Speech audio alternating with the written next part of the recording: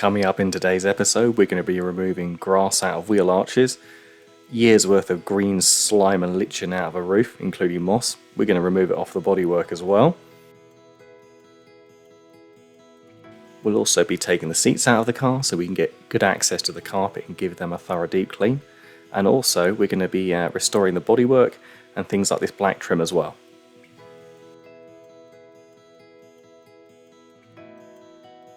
So welcome back to the channel, and today's challenge that's been given to me is a 2003, so it's nearly 20 years old, Volkswagen 1.6 petrol convertible Beetle. However, this car is going to be a little bit of a diamond in the rough because it's only covered 63,000 miles, so it's extremely low mileage for its year. And what we're going to do today is clear off all this gunk off it and see what's left underneath. I already know that a couple of the wheels are going to need refurbishing, but we don't know how bad the roof is. Does the roof need repairing, etc. And that's the whole idea of this. We're going to clean it up to discover what's left underneath, so the other departments can do their preparation to get this car ready for sale.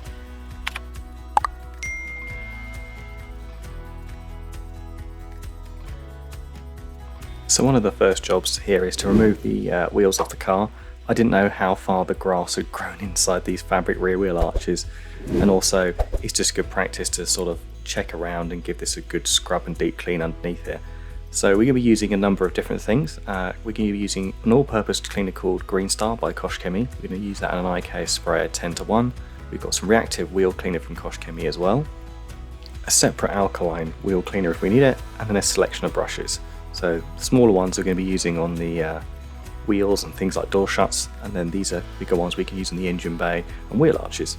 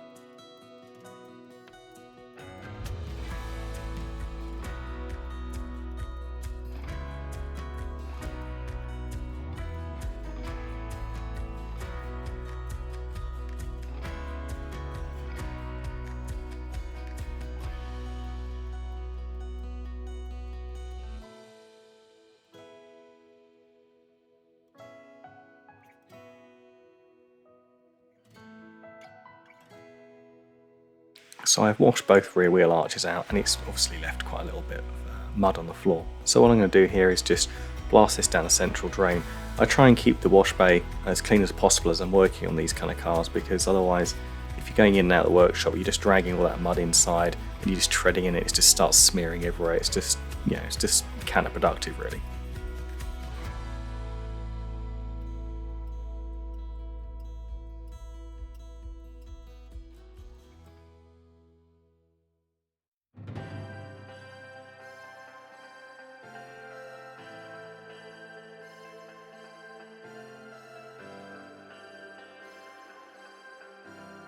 And the procedure with these front wheel arches is pretty simple. We're just going to use the jet wash to flush them out to start with. Any loose mud and debris is just going to come out.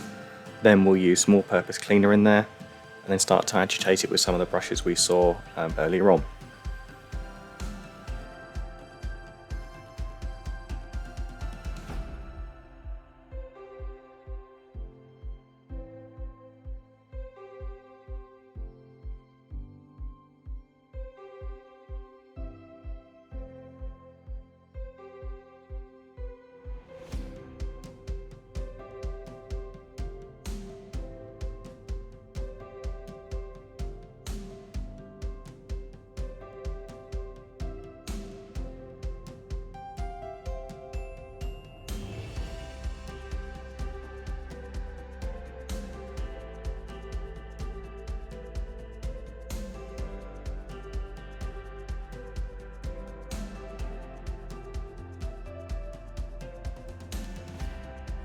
So in all honesty, the alloy wheels on this car aren't really that bad. So all I'm going to do here is give them a good coat and all-purpose cleaner, use a tyre brush to obviously clean the tyre, use one of the smaller ones to clean the face of the alloy wheel, and then I'll jet wash all that off. Then after that, I'm going to use some of Kosh Chemie's reactive wheel cleaner. Now you might have seen some of these videos where they spray this stuff on the wheels and they turn dark purple and it all runs off, which is great for Instagram, but however in reality, if they clean the wheel properly with all-purpose clean to start with, you shouldn't ordinarily get a huge amount of that sort of, they call bleed, the purple colour as it comes out of the wheel. Don't get me wrong, if the wheel's absolutely covered in ground on brake dust, it's going to do it, but you should always clean it off as best you can with an all-purpose cleaner first before you use one of those products. It can be quite expensive and you're just wasting product really. As we can see on camera, there's not really too much sort of purple showing up at all really, so which is a good sign because it means the front of the wheel didn't have any really sort of ground on iron filing stroke brake dust. What's good about the Kosh Chemie wheel cleaner, as we can see, it sort of foams up very well, so it's got good lubricity there, so if you're doing it on a really nice expensive wheel, you've got a little bit of protection there from it aiding and giving a bit of lubrication and not sort of grinding everything into the face of the paint.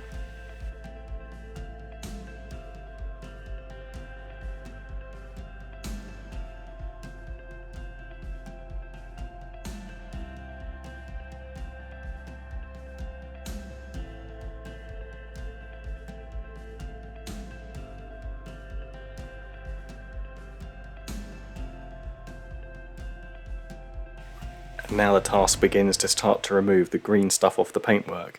So I've used the IK sprayer with the all-purpose cleaner. It's gone on about 10:1. Let that soak in for about 5 to 10 minutes, and then obviously we're just going to go over the jet wash. And as you can see, it's very effective. It sort of worked its way into the green stuff, loosened it out, so when the jet wash comes along it just pushes it straight off the panel.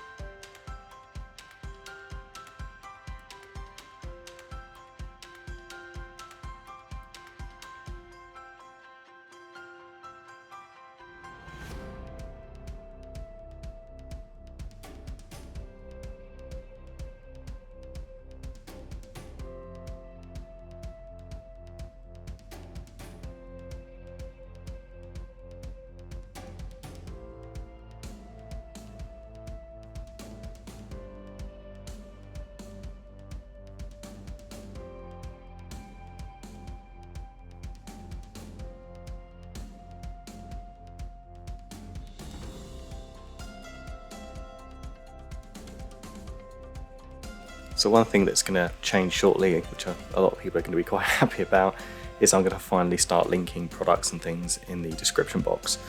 I've avoided doing this up until now because YouTube for myself was just a bit of fun, and it was an experiment to see if I could really do it.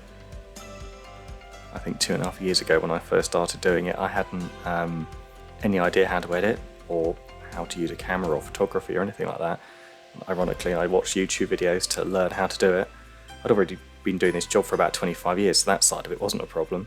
But it's been an interesting learning curve. I've enjoyed it, and it's got to the stage now where I want to make regular content, so perhaps channel sponsorship at some point down the road, or affiliatory linking with products to try and generate a little bit of money to help the channel grow would be great.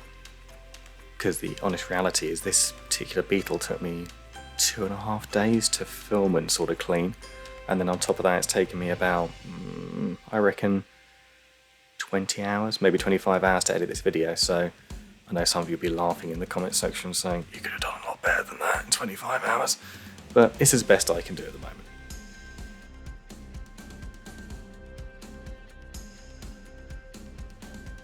So with all that in mind, I'm going to show you some of the stuff I'm using today.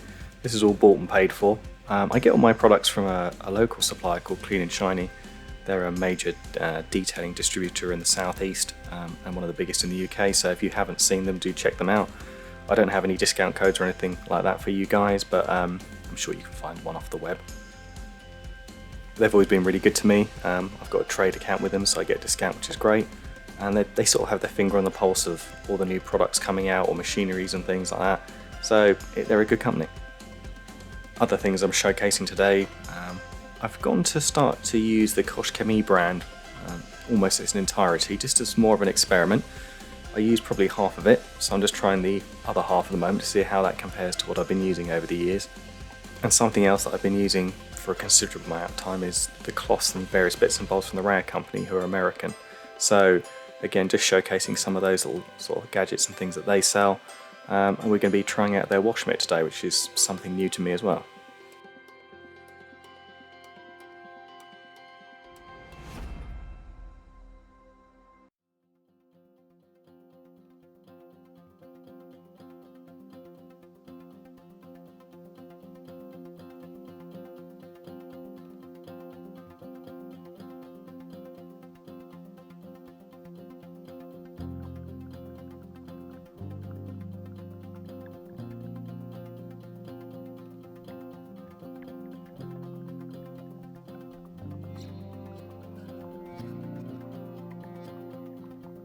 We shall now move on to the 1.6 powerhouse that this vehicle has. That's a bit unfair, to be fair. It's not that slow. It's not most certainly going to be the fastest thing getting down the road. So this engine's pretty well protected. The only thing that's a real nightmare is if you look closely on the camera, the reason why the engine cover's loose is I removed it to put a plastic seat cover over the distributor cap, or coil pack more probably is accurate to call it. The HT leads are pretty well protected, but the coil pack's mounted right at the front, so that plastic cover doesn't really cover it well enough. So if you get a jet wash in there, you usually get a little bit of water on it, it gets upset and you get misfire. So I learned a long time ago, when these were a little bit more common on the road, to make sure to cover that area up, to make sure it didn't get too wet.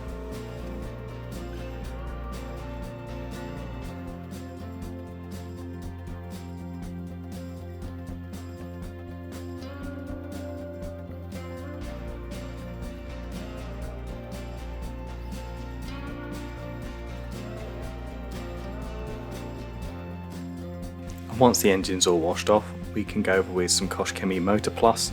This product can be put on either wet or dry. Obviously I'm opting to put on here wet, and when it dries it leaves quite a nice sort of near factory finish. It also has like a blue tinge to it, so as you're spraying it on you can see where you've been, which is fantastic as well.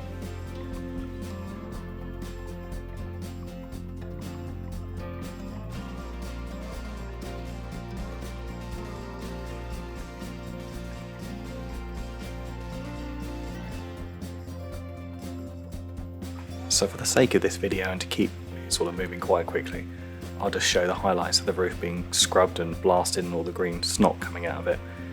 I will point out though that two things. When you look at these sort of mohair roofs, they almost have like a grain, so a pattern, and that will change in direction depending on which section of the roof you're working on, how it's been cut.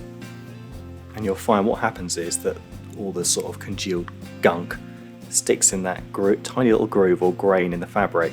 So it's really important when you're sort of scrubbing these that you go directional in both directions to make sure you get full coverage and you really sort of exfoliate the fabric as best you can. And how I tend to do these is in small sections, so almost make yourself like a little box in your mind, scrub that area and just keep working on that one particular spot. You know, in some cases this roof probably had certain sections maybe scrubbed 4 or 5 times to fully get all the green stuff out of it. It's not one thing you're going to sort of give it one quick sort of pass over and it's all going to come out. It doesn't work like that. You've got to really spend your time, scrub it and clean it out. And sometimes as well you can think, oh, I've got that completely clean, the roof will dry out overnight or the next morning and you look at it and go, oh, I've missed a bit, I've got to do it again. It's not unusual for that to happen.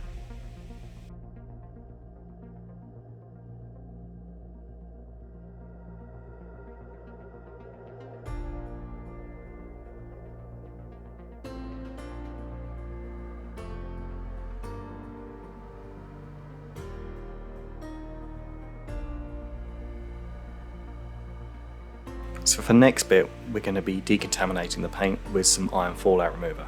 We're going to be using some Car Pro iron out fallout remover. It's the LS version, so it's lemon scented to make it smell nicer. I did this in my last video. If you want to see a little bit more, I'll put a card up here on the top. And what this is essentially going to do is going to react, as we can see on screen, with the iron filings and help remove them out of the paintwork.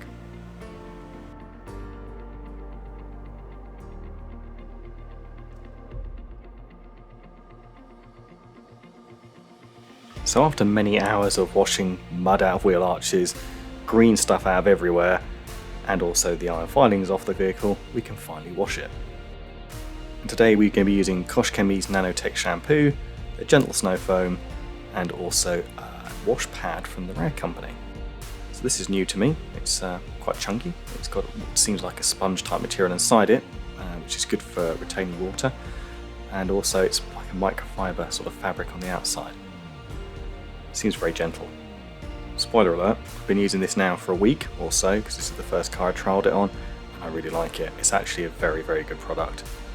What I think is absolutely fantastic about it is, especially when we've had hotter weather and panel temperatures and cars drying quite quickly, because it sort of has like a sponge material in the middle of it, you can stick it in the bucket, it sucks a load of the wash water up, and as you're going over the panel you can squeeze it and it's keeping the surface of the area wet that you're trying to clean.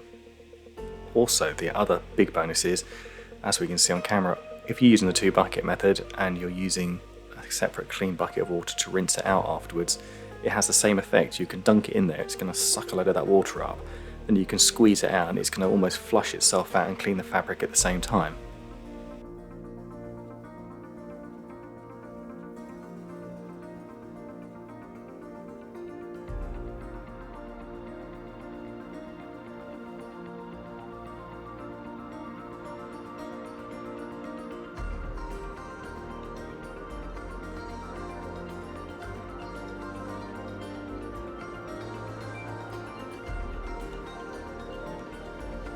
So after washing this car for around about 6-7 hours I think, I decided to wash the wash bay down, park it up, and then start it again the next morning.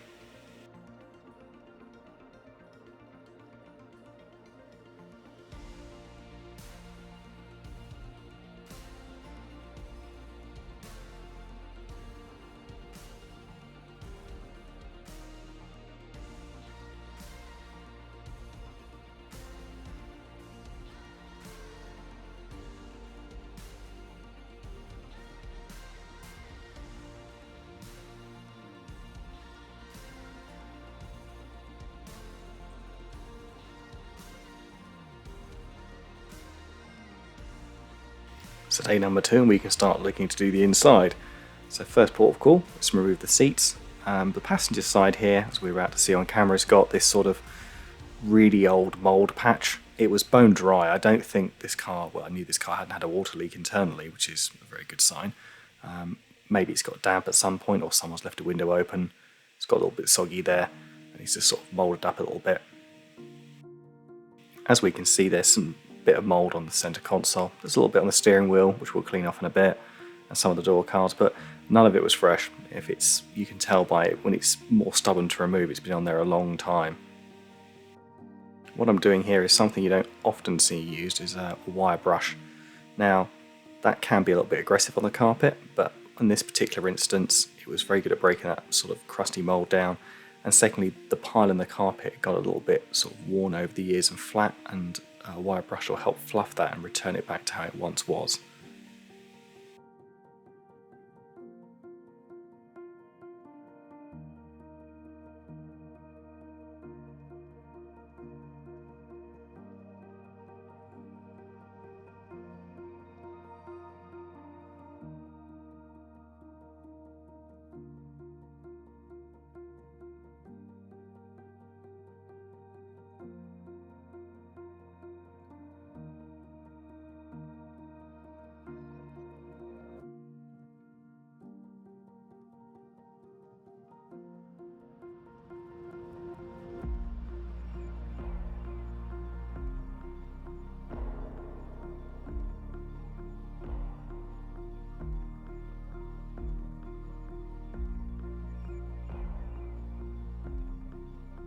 It's much easier to show this on a convertible obviously, but an area that's often overlooked in cars is head linings and grab handles in the ceiling, etc. So whenever I clean a car, or anybody does, you should really look up and have a good visual inspection of the roof lining and those sort of areas, especially contact points like a sun visor, because if someone's wearing a bit of makeup or got greasy hands, etc., it's going to transfer quite easily onto that, especially over a period of time, and it just builds up.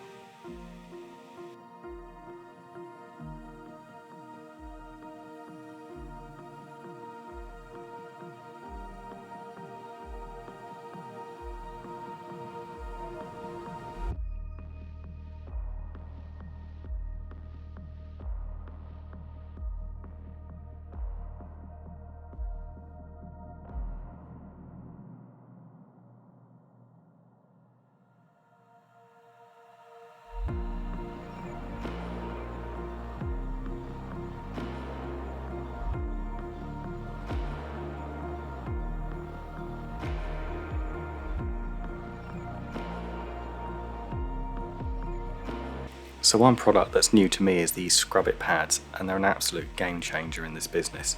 So one side's sort of like a microfiber cloth, and the other side's very similar to the material or has the same effect as a magic sponge does. As we can see on camera, it pulls so much junk out of the plastic, it's brilliant. They're very hard wearing, and they only cost I think about £5 or £6. I got mine from Clean and Shiny, and you can get different sizes as well. This is the larger one, but you can get a slightly smaller one if that's what you want. In all honesty, if you're looking to buy something to add to your detailing arsenal, get one of these. They will save you so much time.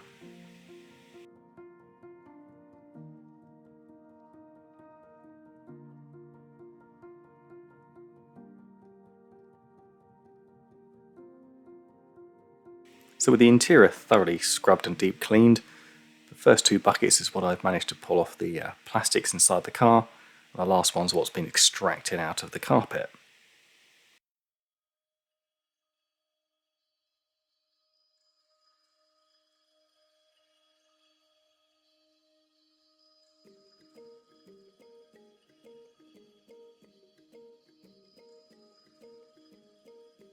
So once the interior plastics are dried, we can look to put a dressing on them. Today we're going to be using Kosh Chemie's TS. I'll use a microfiber applicator pad from the Rag company, and we're also going to use one of their towels as well, just to wipe off any excess residue afterwards.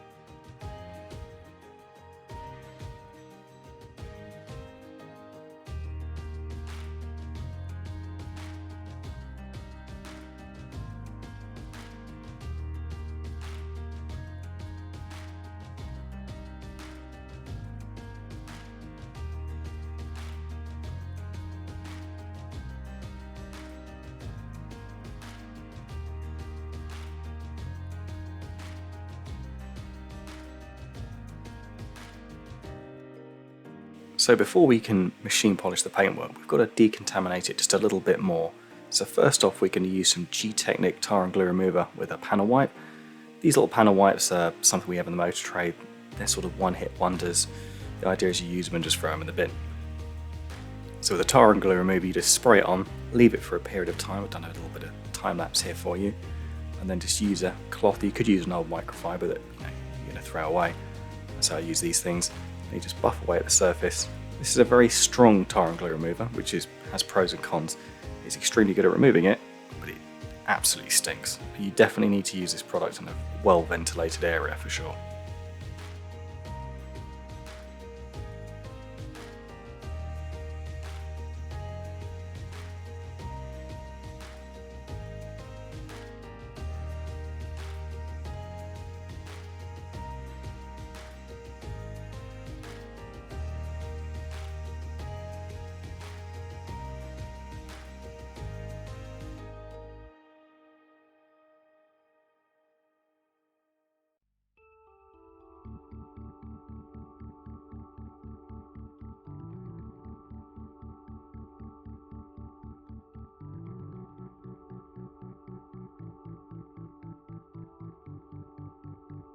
So I've been using this combination for quite some time.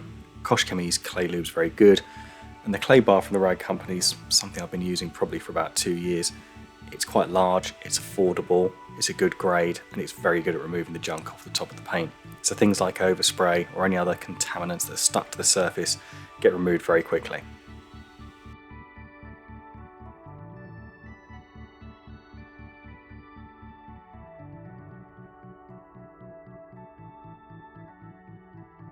And as we cut away to the clay bar, we can see it's pulled out a reasonable amount of junk. It's got some black marks and bits and bobs in it. We've decontaminated the paint quite a lot with the iron filing removal and also the tar and glue remover, so it was just really a little bit more stubborn stuff that was really in the top of that clear coat.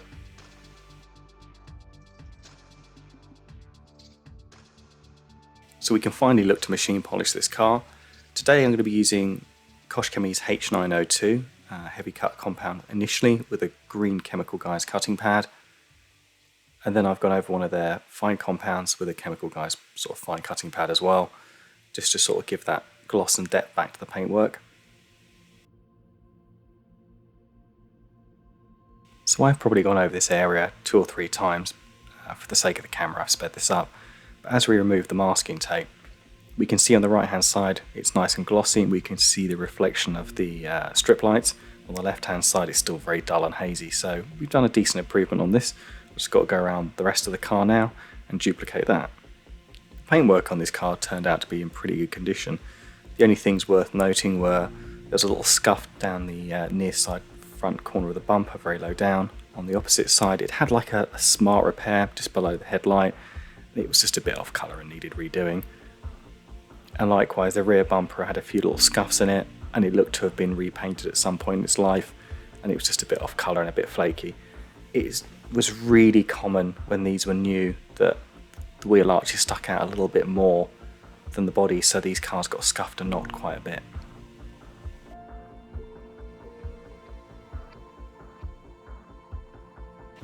With the bodywork completely machine polished and decontaminated, I'm going to use Koshchemy's own sealant over the top. Pretty easy to use, you just spray it on, leave it for a small period of time, 10-15 seconds, and then just buff it off.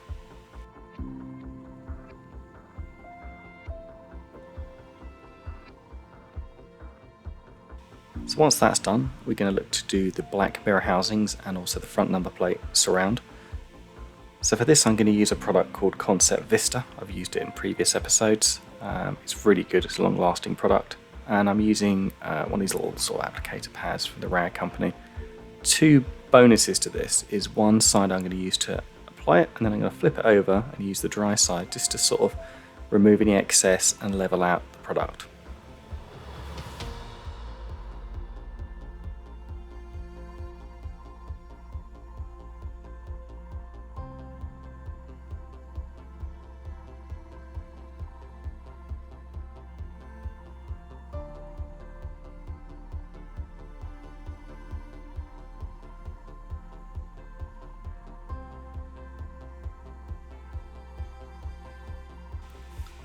The front wheel arches have plastic liners, so we're going to use the same stuff we use in the engine bay, which is the Koshchemy Motorplast. That can just go on there and that'll make those plastic liners look really nice. The centre badge on this thing was awful, so I'm going to remove that, fit a new one, new black wheel nut covers as well, and then I'm going to dress the tyre.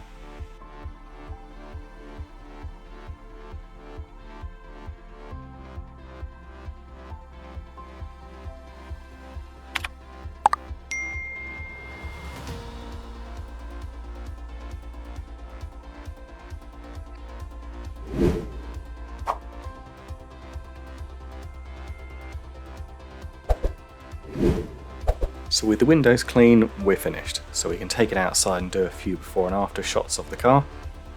And it's turned out pretty good.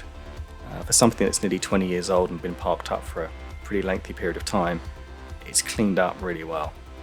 If I'm critical, the rear bumper needs repainting because it's got a little bit of flaky paint where it's had a previous repair. Nothing bad. These Beetles back in the day, because they stick out quite wide on the body, tend to get caught on the wheel arches and bumpers and things. People used to knock and bump them a bit more, especially as this hasn't got parking sensors, which everybody's so used to having these days. Again, the roof looks to be original and it's pretty good condition. It's got a few wear marks where it collapses down and creases up on itself when it's folding away, which is quite common. But overall, it's pretty good. There's no discoloration in it from the mould or the lichen. That's all cleaned up quite well.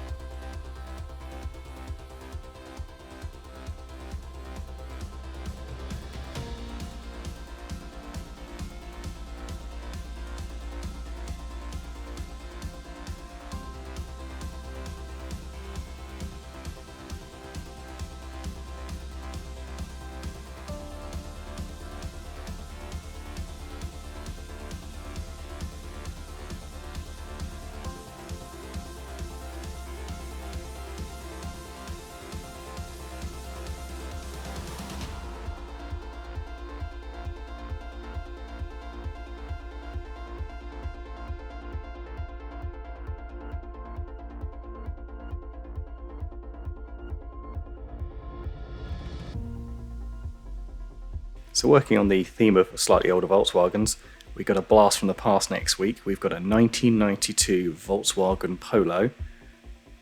Again, this has been sat for some time. It's actually really retro. It's only done 37,000 miles. It's got no power steering. It's a 4-speed. And we're just going to be doing a pretty quick tidy up on this. It's a one-day turnaround. It's been sold and it's going to be going back into general service. As always, thank you for taking the time to watch the video, and I'll look forward to seeing you next week when we do the Polo.